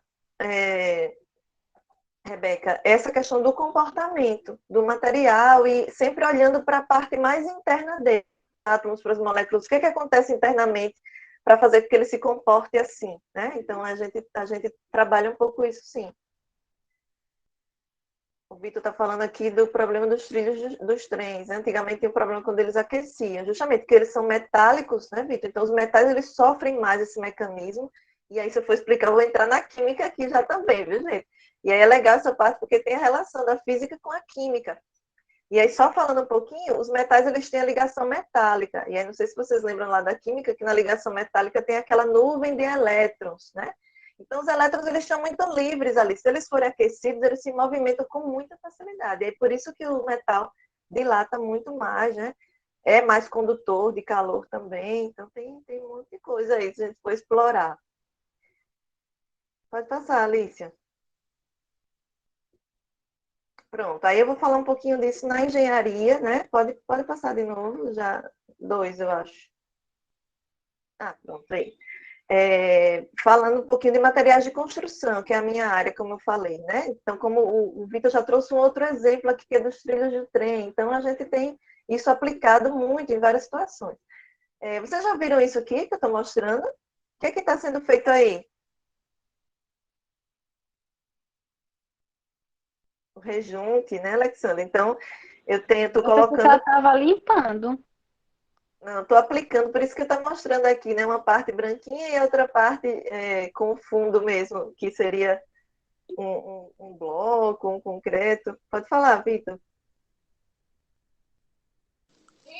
Professor, isso aí no caso seria um material tipo, vou explicar, amortecedor, que ele serviria como para evitar que o movimento, explicar, tipo as buchas de ponte, que é para gerar aquele Sim, movimento, sem afetar a o estrutura. rejunte, né? O rejunte, Sim, isso sim. mesmo, Vitor, perfeito, perfeito. Então, veja, quando a gente está fazendo um revestimento de um piso, de uma parede, colocando lá as placas, né, cerâmicas, a, o azulejo, né, a gente não cola um no outro, né, a gente não cola, a gente deixa um espaçozinho, que é isso que ele está fazendo aqui, essa parte mais escura, significa que eu estou vendo o fundo lá, onde eu coloquei a placa, por cima. Então, eu deixo um espaço e vou preencher esse espaço com o rejunte. Então, esse rejunte tem que ser flexível, Vitor. Justamente essa ideia sua. Por quê? Uma das finalidades dele é acomodar a movimentação que vai acontecer por ação da dilatação. Quando o sol bater aí nessa placa, ela vai expandir um pouquinho. E se esse rejunte não deixar ela expandir, eu vou ter uma fissura ali, vai abrir um espaço, vai abrir uma trincazinha, certo? Então, ele tem que acomodar esse movimento de expansão. Então, a função do rejunte é corrigir alguma imperfeição também de formato da placa, alguma irregularidade que tenha ficado ali na lateral, né? Tem outras finalidades também, evitar que a água entre, né? Porque se eu podia dizer, não, então deixa eu só deixar uma placa afastada da outra e pronto, quando ela se movimentar, não vai ter problema, tem espaço ali. Mas aí, se ficar aberto, pode entrar água. Também tem a questão estética, fica mais interessante, mais bonito com o rejunte. Eu posso colocar o rejunte combinando com a cor da placa, né? Então, tem várias finalidades. Sendo que esse rejunte ele não pode impedir a placa de se movimentar, de dilatar. E aqui seria uma dilatação superficial, né? Uma dilatação diária, certo? Aí aqui eu estou na figurinha da direita mostrando uma fachada inteira, né? Onde, além do rejunte entre uma placa e outra, a gente considera trechos da fachada para caracterizar essa movimentação. Pode passar aí, Alice, que a hora está apertada, né? Aqui a mesma coisa, mostrando num piso, né, que a gente tem que colocar as juntas. Então, além do rejunte, eu tenho que colocar essas juntas, porque senão vai acontecer uma fissura, como essa figurinha aí da direita, certo? Não sei se vocês já passaram de carro pela BR-101, que foi feita recentemente, né? Foi reformada recentemente ali indo para Recife, por exemplo, Palmares, né? Recife, Messias. E já observaram quando passam de carro que de tempos em tempos faz um barulhinho, tum dum, tum dum, tum dum. Justamente é a junta, né? Que foi colocada ali entre uma placa e outra do piso. Para que dê essa possibilidade de dilatação, de movimento de dilatação. Pronto, Alexandra já foi, né? Muito bem. Pode passar. Aqui Professora, mesmo. Sim, Rebeca. Eita, desculpa, Rebeca. Você tinha levantado a mão. essa Pode falar. dilatação não dá para ver em olho nu, não, né? Só com algum equipamento, né? Então, depende do material. Mesma coisa, como o metal ele deforma bastante, a gente pode visualizar. É mais fácil de visualizar no metal, por exemplo. Agora, já que numa placa cerâmica, Nessa figura que eu estou mostrando agora, que já é um concreto, aí a gente não visualiza mesmo, não, porque é pequena a dilatação que ele sofre, mas sofre também. E aí, por isso que eu não posso deixar de colocar essas juntas, certo? Então, aqui mesmo, nessa foto, é uma estrutura que eu tenho que colocar um espaço, né, no meio, tenho que interromper para poder dar essa possibilidade de movimentação.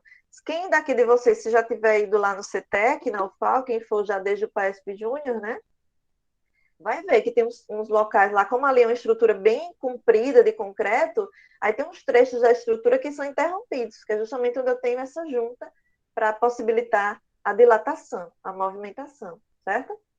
E aí o Vitor trouxe os casos de ponte, né? Falou aqui da ponte Rio-Niterói, e não sei se foi o Vitor mesmo ou outra pessoa que falou das pontes. Também nas pontes a gente usa esse mecanismo, só que aí não só por causa da dilatação, mas também tem uma questão relacionada com as cargas, com as forças também que são aplicadas ali, certo? Se a gente for conversar, vou longe aí nesse negócio, viu? E, Alexander, isso mesmo, o isopor, ele faz o mesmo papel do rejunte, por exemplo. Lá para a placa cerâmica, a gente coloca o rejunte. Se for numa estrutura dessa aqui, como concreto, uma estrutura de concreto, a gente pode colocar uma plaquinha de isopor, que o isopor, na verdade, né, falar isopor é um crime aqui para mim. A gente fala EPS, que é o poliestireno expandido, né? Isopor é um nome comercial. Mas, popularmente, a gente já fala isopor, né? Então, é isso mesmo. O isopor ele tem essa função aí, porque como ele é flexível, ele vai deixar o concreto, né, expandir e vai acomodar esse movimento, não vai impedir essa expansão e também, e ao mesmo tempo vai tapar aquele buraco sem deixar que entre sujeira, entre água, certo? O seu pai trabalha com EPS, Alexandre, que você disse que ele reclama quando você erra o nome. É mestre de obra, muito bem. Isso aí, tem que usar os nomes corretos. É, isso aí. O nome isopor né, não seria vulgar, né? Mas é que é um nome comercial. É uma marca. Isopor é uma marca. Só que aí todo mundo chama né, o material de isopor, mas o nome correto é poliestireno expandido.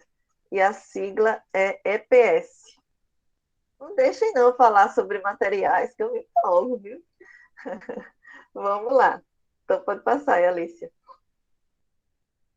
Aí a gente vai fazer duas questões se der tempo, né? Já está quase na nossa hora. Só que elas são mais conceituais, certo? Isso é bem daquelas questões que é um monte de textão, né? Textão, para a gente ler bastante, mas ver que no final é pouca coisa aí, né? Não tem muita problemática envolvida, não. Ô, Alice, eu vou logo para a questão 5, por favor. Porque é muito do que a gente já está falando. Pronto, obrigada. E depois eu volto para essa 4, que aí eu vou mudar a tela.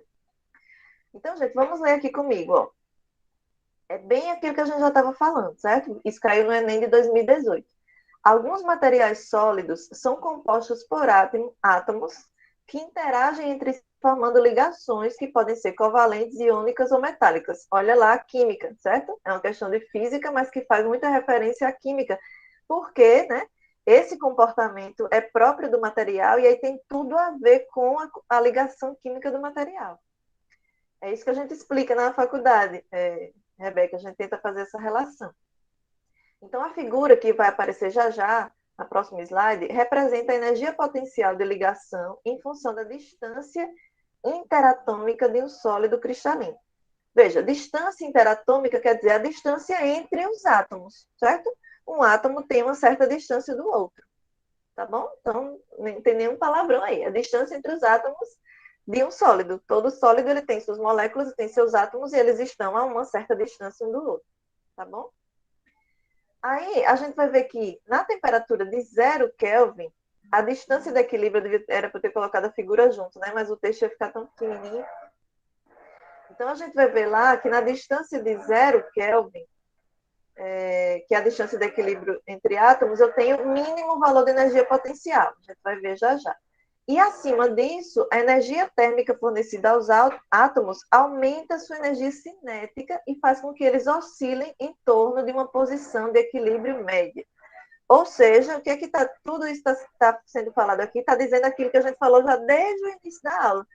Quando o material é aquecido, surge aí a energia cinética devido à movimentação dos átomos e eles se afastam. Eles estavam pertinho, eles estavam a uma certa distância um do outro. À medida que eles são aquecidos, eles começam a se agitar e eles se afastam um do outro, certo?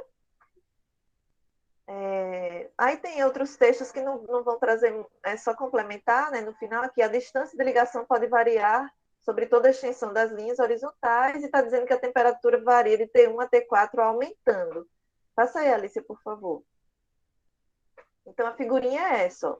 Vejam só, aqui a gente tem no eixo X a distância interatômica, essa curva, né, vermelhinha, está mostrando aqui, está relacionada com as variações de temperatura, né? Então, é a energia relacionada com a distância, e eu vou mostrar para cada linha horizontal as variações de temperatura. Então, lá embaixo a temperatura é 0 Kelvin.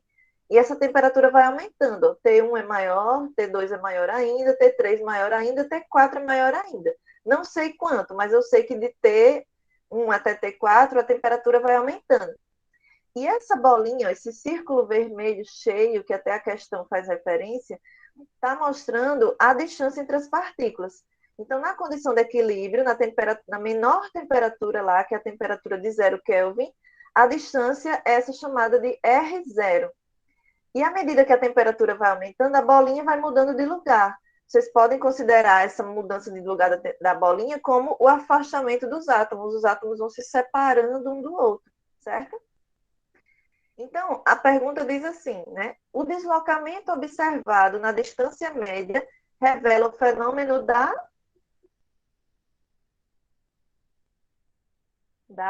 Eu ficaria em dúvida, estou em dúvida na letra B e na letra E.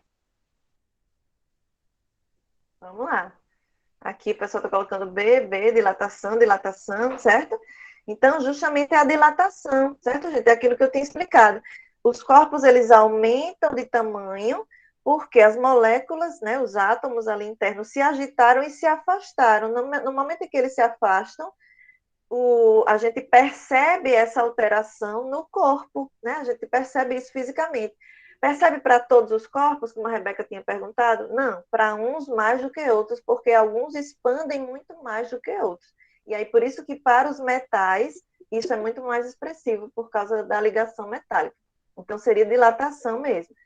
Essa letra E, Rebeca, formação de ligações metálicas, na verdade, tem relação com isso que eu falei agora. Se fosse um metal, né, e a ligação fosse do tipo metálica, isso é mais significativo, é mais intenso para os metais, certo? Mas esse afastamento não faz as ligações acontecerem.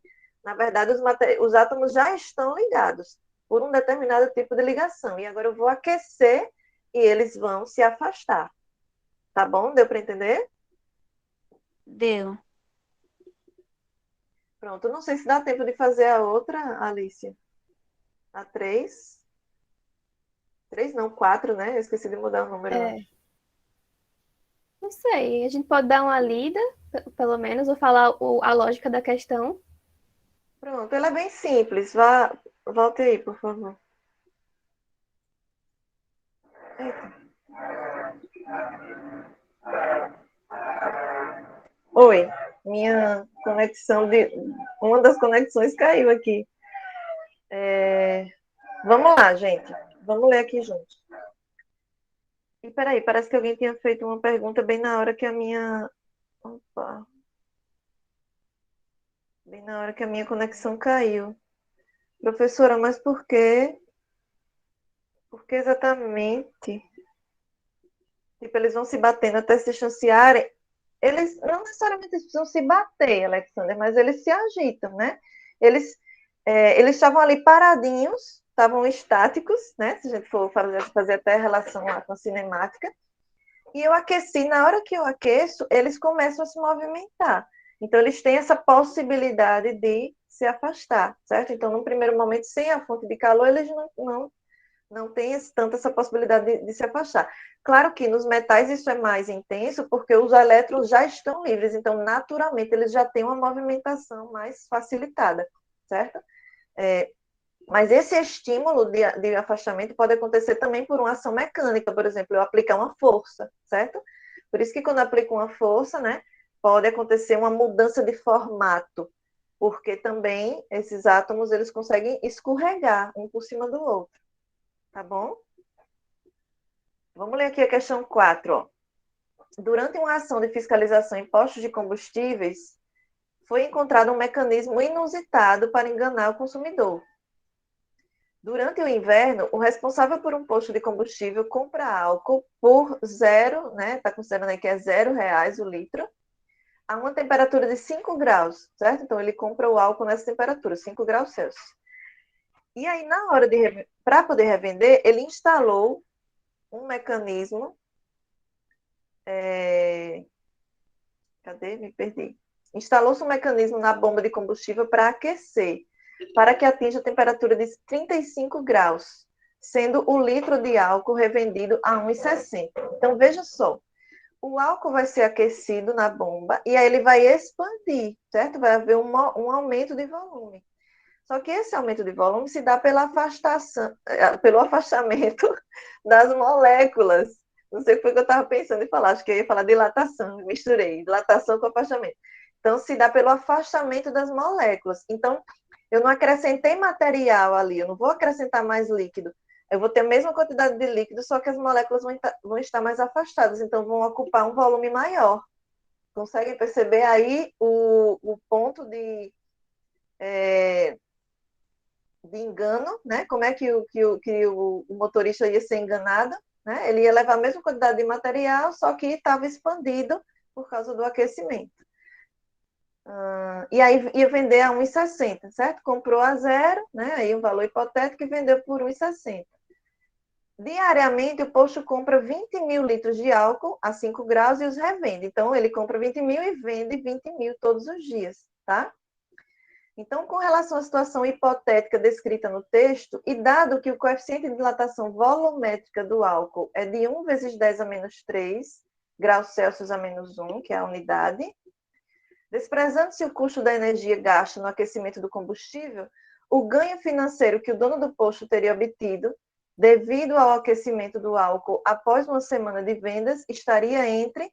Então, a gente teria que encontrar o custo, né, o preço que ele vendeu esses 20 mil litros por dia a esse valor aí de 1,60 nessa temperatura de 35 graus, certo? Aí eu vou mudar. Alice, você pode parar de compartilhar, por favor? Parei. Joia. Obrigada.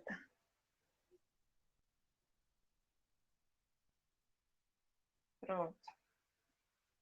Vamos fazer isso aqui. Vamos ver se dá certo aqui, tá? Vocês estão me vendo aqui, né? Então, a gente tem a expressão da variação de volume. Lembram lá? A variação volumétrica é o volume inicial.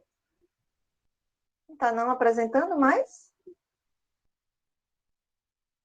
Vocês estão vendo a minha tela? Aqui. Ah, tá? É porque eu estou no outro computador e não está.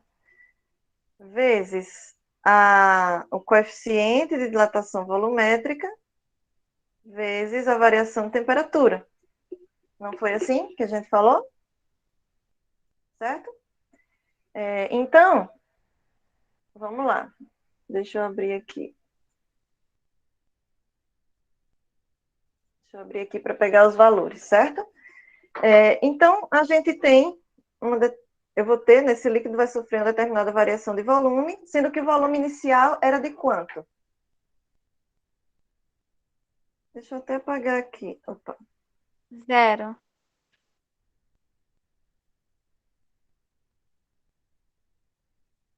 Qual é o volume que ele vende de líquidos por dia, né? De álcool por dia. Vamos achar aqui esse V0 logo.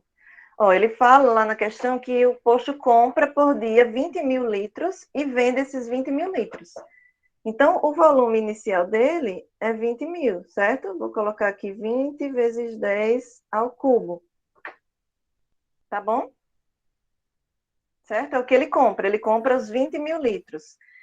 A E lá no professora não final da deveria questão, lucrar com tá nada, falando... né? Porque ele vende por zero. Não, mas aqui não é ainda o custo. Aqui é o volume. Certo? Ele compra por zero. O custo de compra é zero, mas o volume que ele compra é 20 mil litros por dia. Certo? E na Certo. questão no final, tá falando, quer saber o ganho que ele vai ter em dinheiro, né, após uma semana. Então, seria no intervalo de 7 dias. Então, a gente está tratando aqui de um volume, né, de 7 vezes 20 vezes 10 ao cubo, né, ou de 7 vezes 20 mil. Ok? Então, vamos lá. A variação de volume vai ser esse, vou colocar aqui 7 vezes 20 vezes 10 ao cubo. Quanto é o coeficiente de dilatação? Eu vou apagar aqui para poder caber. Vocês estão me ouvindo, gente? Porque eu estou totalmente às cegas agora. Sim, Sim. professora. Beleza. Então, voltando aqui, certo? Para essa expressão. 20, vou colocar o 7 aqui juntinho. Vezes 10 ao cubo. Qual é o coeficiente de dilatação volumétrica?